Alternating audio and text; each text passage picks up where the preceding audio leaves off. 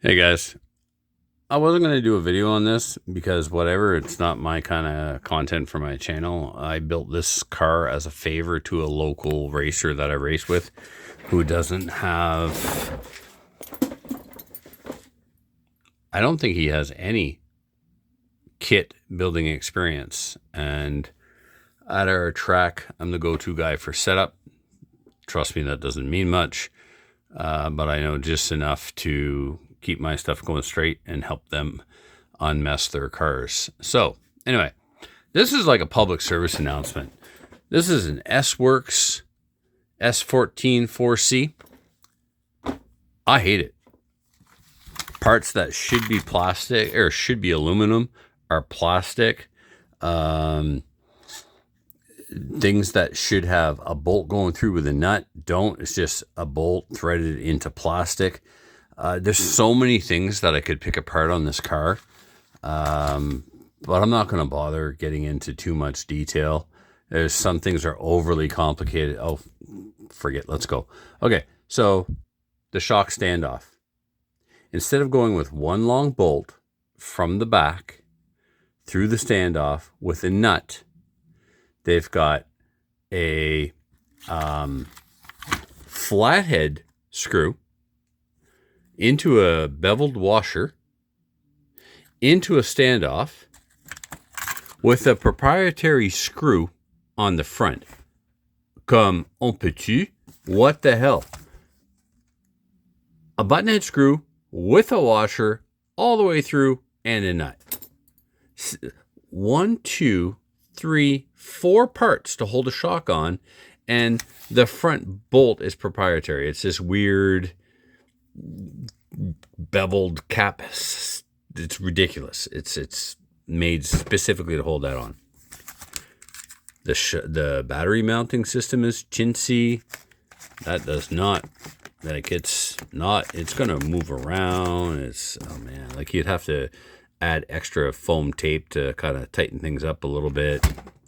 The A, B, C, and D block, don't even, like, you couldn't tell them apart. Subtle differences. The manual has no words. Look at this. The manual is just pictures. Typical page of the manual. The diagram of the screws is to scale, thank God. Oh, this at the front of the manual tells you that's the order you build things in. You build them in step 1, step 2, step 3. Okay. Which step on the page is 1, 2, or 3? It doesn't say. It doesn't say. Oh, I'm sorry. Here's some words. Paper for gear mesh, because that's how you set your gear mesh back in 1987 on a Kyosho Ultima. Cooling fan not included. That's an important thing to say. There are misspellings. There are things that are kind of like wrong. It tells you to use one part, but then that part's not included. Let me see here where there's, back to the shocks. As an example in the shock building.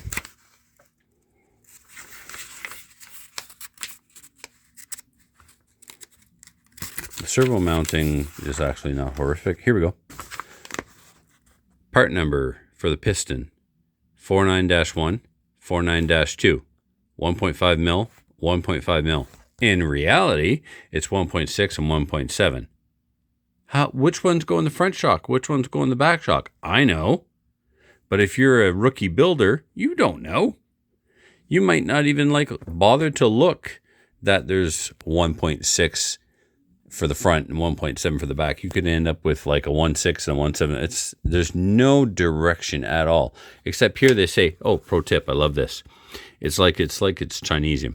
If you need a super lower right high, instead of if you need a super low ride height, the manual says if you need a super lower right high around 10 to 12, then you can use, and it gives you, it's telling you essentially to use a different spring color.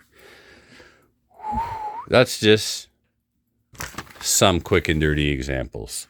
The manual has no words. There's no explanation. There's no elaboration.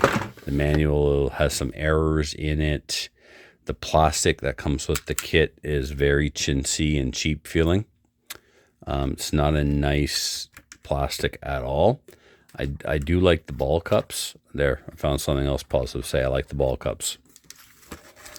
No extra tuning parts. No setup sheet. Like, you got this setup bar, this anti-sway bar with all those little dots on it. It doesn't tell you if that's supposed to be a, well, I mean, you can measure it with calipers, but like, you shouldn't have to, you know what I mean? Oh, there was another mistake. The rear shafts, dog bones, universals, whatever you want to call them, the number on it is not the number that's actually printed in the manual, like the length in millimeters. Just all kinds of little inconsistencies that if you were a novice rookie builder, listen, don't let this be your first kit. That's all I'm going to say. This is not a beginner kit, and the value for the price is just not there. I'm an Associated guy. The other brands I like are X-Ray. Used to like TLR. I've seen these at our club. I've seen them break a lot. And when he asked me to build it, I was like, dude just lost this. No. I said I'd build it because I know that he never built one. So he wanted it, quote unquote, done right. So I did it, and it's done. And I was happy to do it for him because he's a super, super chill guy. But man, I'm so glad I got the opportunity to see what another brand kit is like. And I'm very disappointed. So, public service announcement. If you get into Sworkz, don't do it for your first car. Or just don't do it at all. Thanks for listening. Bye for now.